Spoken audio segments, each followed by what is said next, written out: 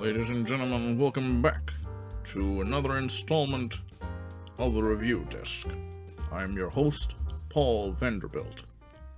Much has been made recently about the Flat Earth Society.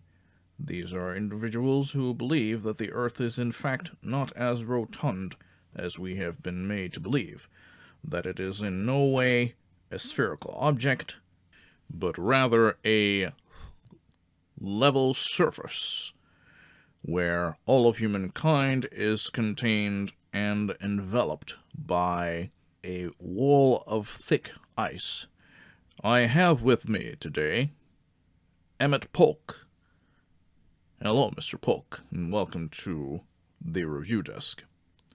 Well, thank you, Mr. Vanderbilt, for having me on your show. I truly appreciate it. Yes, of course, our pleasure. Now, Mr. Polk, would you like to elaborate your stance on the flat earth theory as it is to the people listening in today? Well, yes, I would like to do that, Mr. Vanderbilt. I am quite passionate personally, to be honest, about this particular issue.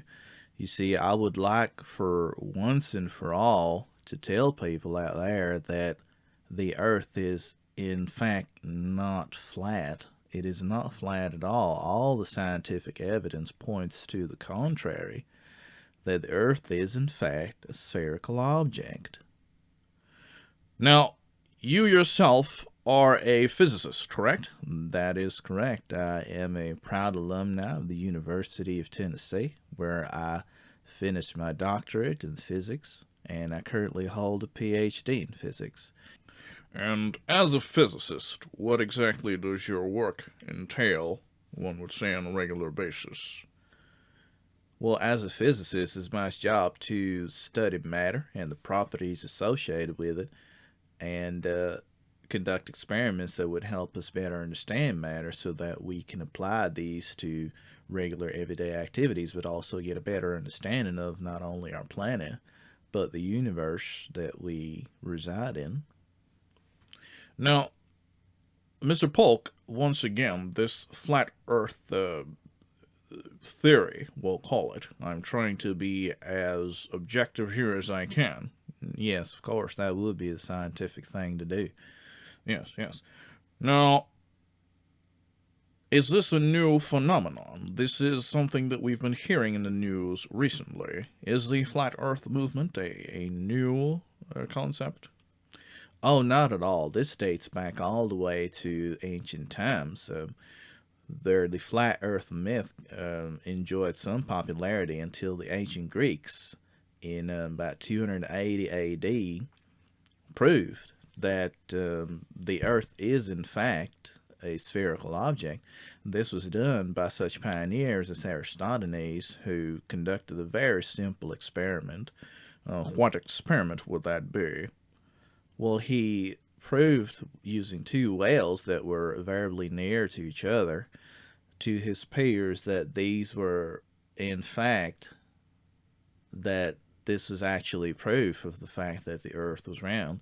You see, what he pointed out was that these two whales were never simultaneously lit at the bottom by the light of the sun. Had we resided on a flat surface, such as the Flat Earth Society claims, we would have seen both bottoms of the well lit by sunlight simultaneously. But because the earth makes a curve, the issue is that you'll never have both lit fully simultaneously. You'll have one partially lit, which also indicates a curve, and you'll have one not lit at all because the sunlight's simply not moving around the curve to get into there.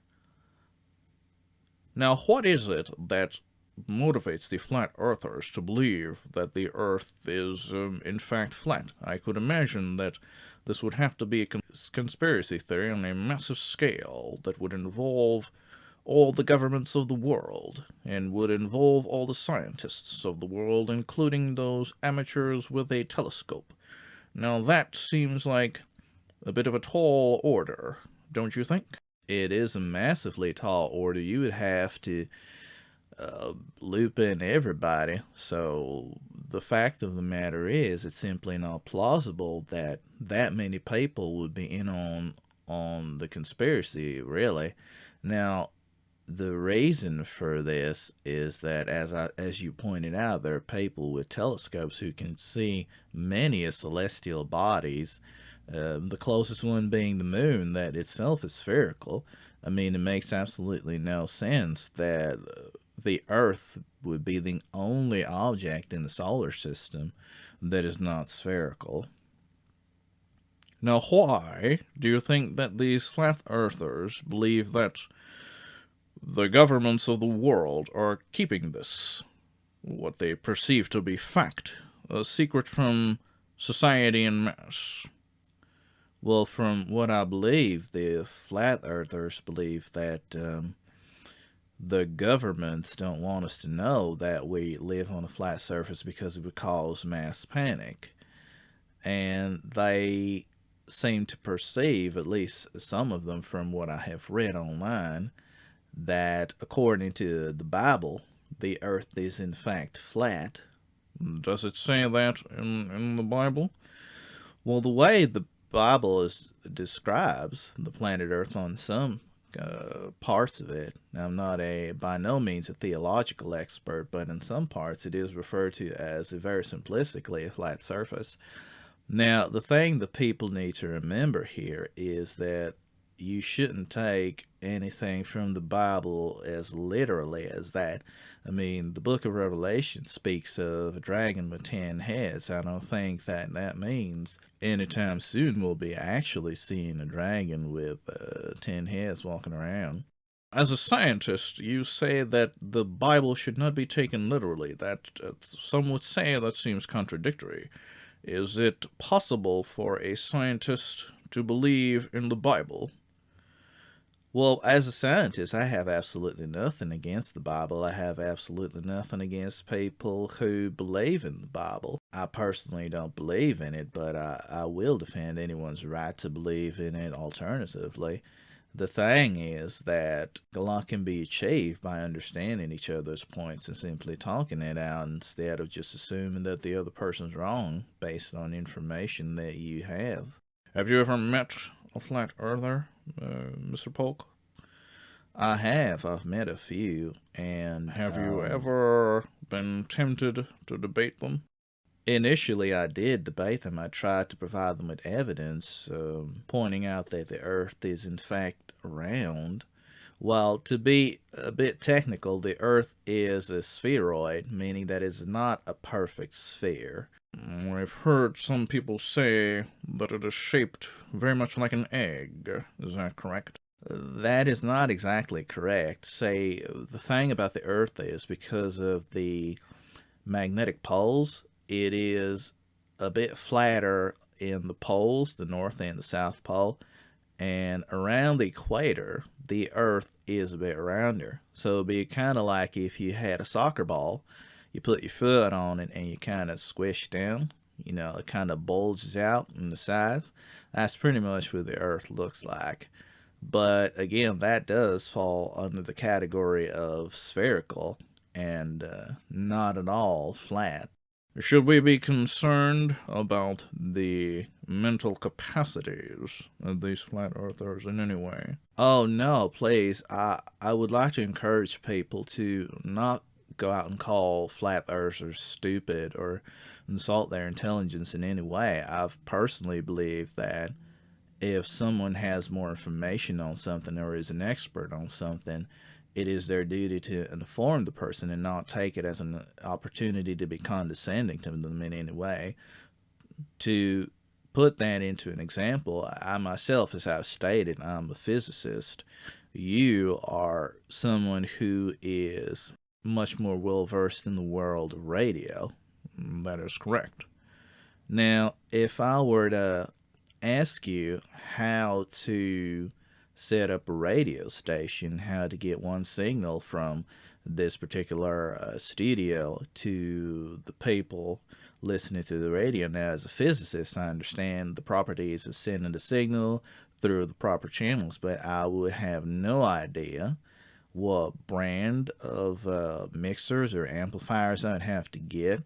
I would have no idea of who to contact to get these items or how to apply for a license for radio. If I were to ask you for information upon these subjects, does in no way mean that I am stupid. It just means that I'm not an expert in this particular field, which is why I'm stepping to you, who the person who is an expert in this field, to elaborate it for me further.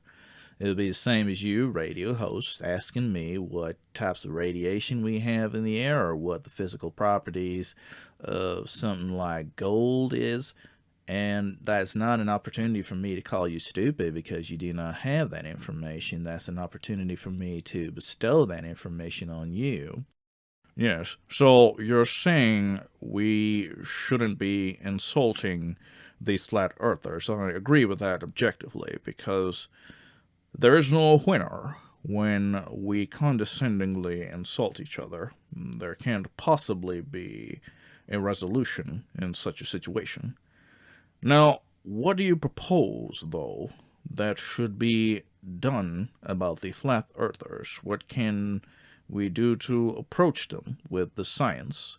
Well, the science is out there, and there have been instances where flat earthers have been shown experiments and have even conducted their own experiments that prove that the earth is round. Unfortunately, there is a massive amount of denial amongst some of the members of the Flat Earth Society, and I want to emphasize that this is some of them because I do not want to lump them all together and generalize. Yes, we don't want to generalize it because some members of the group behave in a certain way that we should be holding every single one of them accountable for that. There might be flat earthers who are simply on the fence. There might be flat earthers who are open to different interpretations but have not had access to these or have simply not been approached by individuals who have this information because they perceive them to be stupid or stubborn. So I think the best thing we can do is put out the information out there. Now, I would also like to cite Dr. Neil deGrasse Tyson, who has said that the rise of the Flat Earth Society points out two things about about the United States in particular. And what are those? Well, it points out that, for one, freedom of speech is alive and well, because a flat earther is allowed to voice their opinion about what they think is the shape of the earth. It also says that our educational system needs a huge rehaul. If children, high school students, and possibly even college students who are enrolled in these programs and who have benefited from these programs are still not convinced about the actual shape of the earth, then obviously there's something wrong with our educational system. Do you think that the educational system can be adjusted in such a fashion that there is no room for doubt concerning the shape of our planet? Well, the biggest issue is politics, in my opinion. You have flat earthers who really jump on the Christianity point of view, saying that the Bible says this is the shape of the earth. And as you know, many politicians rely on religious value, Christian values, to get their votes. If they were to say the earth is round despite the fact that the Bible says otherwise, they might lose a number of constituents. And unfortunately, politicians are more concerned about that than about actual policy in the making. So I'm hoping that this does change along the lines. I'm hoping that other programs, such as library programs and scientific programs, where we don't necessarily have to rely solely on government education programs, that these can be used to curtail the rise of the flat earth movement, not because we have a problem with people being of this opinion, but simply because it is not based on fact.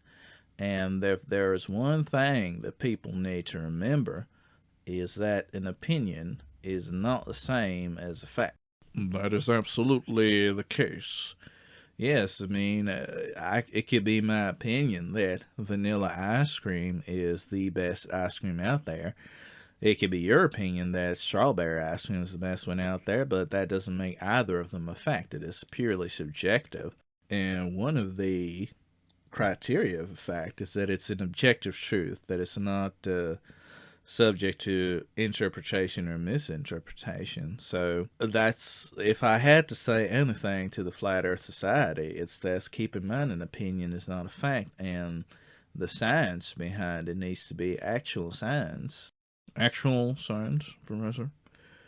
Yes, I have seen many Flat Earther videos where they claim to have conducted experiments about the curvature of the Earth, taking a scale on an airplane where they say the nose of the plane's supposed to tip forward.